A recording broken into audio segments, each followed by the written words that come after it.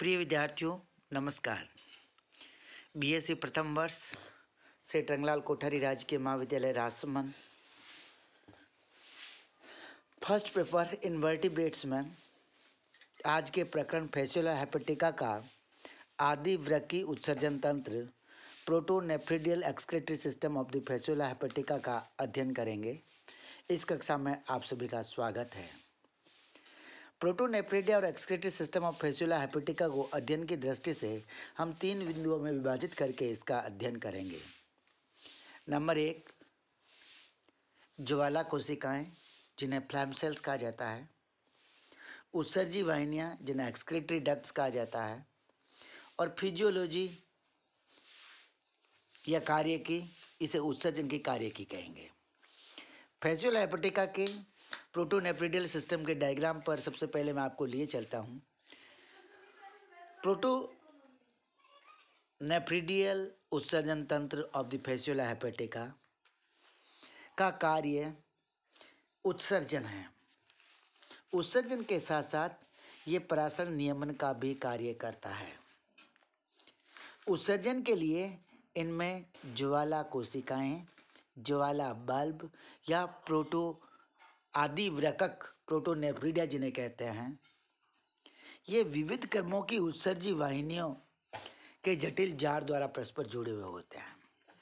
यहाँ हमारे पास डायग्राम है। इस डायग्राम को यदि हम देखें इस एक्सक्रीटरी सिस्टम में,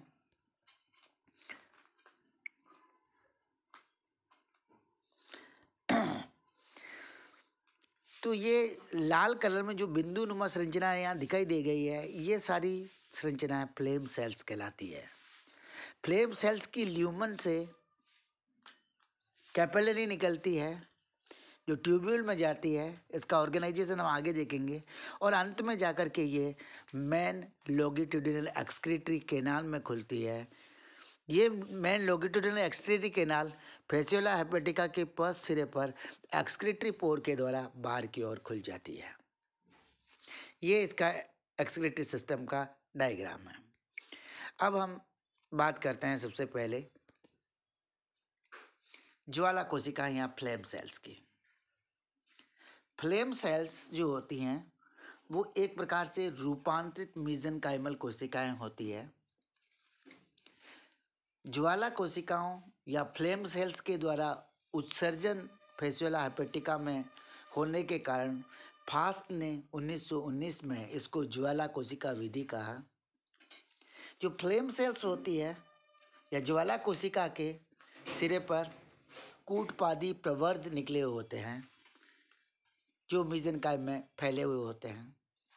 इसी फ्लेम सेल के अंदर एक अंतःकोशिकीय गुहिका होती है। इस अंतःकोशिकीय गुहिका में सीलिया का टफ्ट या सीलिया का गुच्छा पाया जाता है जो स्पंदन पर ज्वाला की भांति प्रतीत होता है, इसलिए इन्हें फ्लेम सेल्स कहा जाता है। प्रत्येक सीलिया की उत्पत्ति एक बेसल ग्रेन्यूल या आधार कणिका से होती है। इन्हीं ज्वाला कोशिकाओं में क्षारीय एल्कलाइन फॉस्फेट एंजाइम पाया जाता है। ये रासायनिक पदार्थों के वर्णनात्मक स्थानांतरण का कार्य करता है, यानी selective transfer of the chemical substances which has been done by alkaline phosphatase. एक ज्वाला कोशिका की संरचना को यदि हम देखें तो ये हमारे पास ज्वाला कोशिका की संरचना है।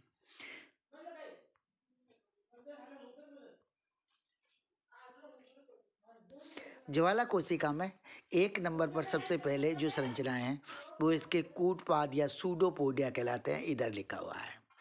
2 नंबर की संरचनाएं कूटपादों के द्वारा जो उत्सर्जी पदार्थ ग्रहण किए जाते हैं वो इसके कोशिका द्रव्य में ग्लोब्यूल्स का निर्माण करते हैं, इसलिए दूसरा वाला number globules of the excretion कहलाता है।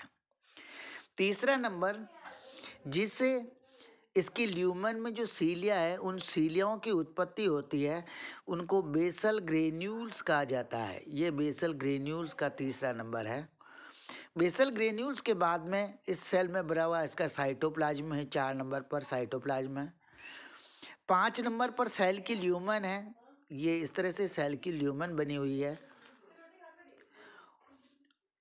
और 6 नंबर पर सीलियरी टफ्ट और इन ट्यूबवेल है। ये सीलियरी टफ्ट है जो ट्यूबवेल में पाया जाता है, जो एक ज्वाला की भांति इसमें प्रतीत होता है, इसलिए इसी कोशिकाओं को फ्लेम सेल कहा जाता है। इसमें ये गोल आकार का जो है ये संरचना इसकी न्यूक्लियस है सेल की। अब बात आती है उत्सर्जी वाहिकाओं का ही एक्सक्रीटरी डक्ट्स की। हमने कहा था जो प्रत्येक फ्लेम सेल है, ये हमारे पास फ्लेम सेल है, सेल का न्यूक्लियस है, और ये सेल की अवकाशिका है जिसे हम इसकी कैपिलरी कहेंगे। ये कैपिलरी आगे चल करके फ्लेम सेल, ये सेल का जो न्यूक्लियस दे रखा है, फिर सेल की ल्यूमेन है, सेल की ल्यूमेन एक्सक्रीटरी डक्ट्स में खुली है, एक्सक्रीटरी डक्ट्स ट्यूब्यूल्स में खुली है, और ट्यूब्यूल्स जो है फिर बाद में कैपिलरी ट्यूब्यूल्स में, कैपिलरी ट्यूब्यूल्स के बाद में ये ट्विग्स में खुलती है, ट्विग्स वेसल्स में खुलती है, और वेसल्स एक्सक्रीटरी ट्रंक्स में खुलती है, एक्सक्रीटरी ट्रंक एक्सक्रीटरी कैनाल में खुलता है, और एक्सक्रीटरी कैनाल के बाद अंतिम अपर्चर इसका एक्सक्रीटरी पोर आता है जिसके माध्यम से यहाँ बाहर उत्सर्जी पदार्थों को निकाल देती है।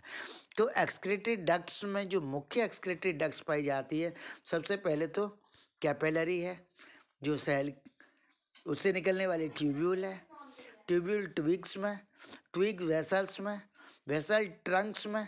ये ट्रंक्स जो होती हैं इनकी संख्या 4 होती है। दोनों ओर की लेटरल जो दो ट्रंक्स हैं वो आकर के लॉन्गिट्यूडिनल एक्सक्रीटरी कैनाल में खुलती है जो एक्सक्रीटरी पोर के माध्यम से बाहर की ओर खुल जाता है।